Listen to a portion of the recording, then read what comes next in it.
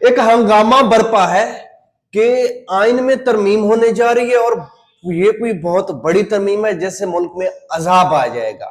میں پوچھنا یہ چاہتا ہوں آپ لوگوں سے، کیا اس ملک میں پہلے بھی کوئی آئین ہے یا یہ ملک بے آئین ہے؟ کس طرح پنجاب کی اسمبلی کو جب عمران خان نے ڈیزالو کیا تو 90 دن میں الیکشن ہونے تھے. کیا الیکشن ہوئے؟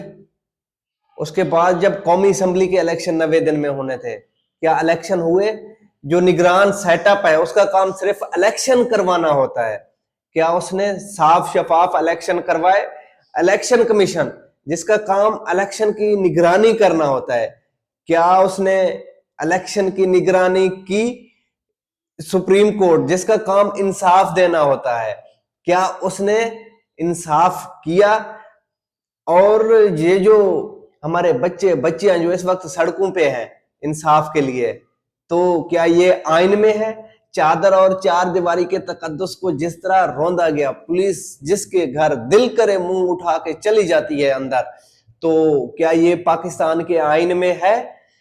اور جس طرح سے جو ہے نا اب سینیٹرز سینٹ میں آ کر چیخ رہے ہیں کہ ان کے بچے لاپتہ ہیں، کسی کا گھر والا لاپتہ ہے تو کسی کے بچے لاپتہ ہیں، تو کسی کی بیٹی کو اٹھا لیا گیا ہے، کسی کی بہو کو اٹھا لیا گیا ہے، کیا یہ پاکستان کے آئین میں ہے؟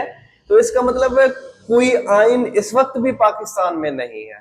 اس وقت بھی جس کی لاٹھی اس کی بھینس ہے، آ کے بیٹھ جاتے ہیں، جو کہہ دیتے ہیں وہی ہوتا ہے آئین.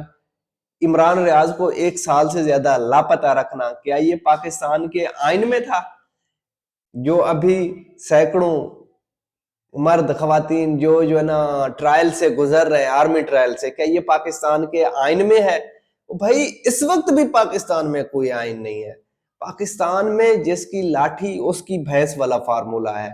یہاں پہ آئین شائن پہ بات نہ کریں، انسانی حقوق پہ بات نہ کریں. نہ وہ ماضی میں تھے نہ وہ اب ہے. اس ترمیم سے بھی کوئی خاطر خواہ فرق نہیں پڑنا. ہاں، جس دن یہ عوام جاگ گئی، اس نے اٹھا لیا ڈنڈا، تو اس کے بعد تو شاید کوئی آئین بن جائے، ورنہ یہ لوگ کوئی آئین شائن نہیں بننے دیں گے. یہ آئین کے ڈرامے تو کرتے رہیں گے. وہ آئین ہوگا آپ لوگوں کے لیے، وہ آئین ہوگا میرے لیے، وہ عام کلاس کے لیے آئین ہوگا. ان کے لیے کوئی آئین، کوئی لیمٹ نہیں ہے.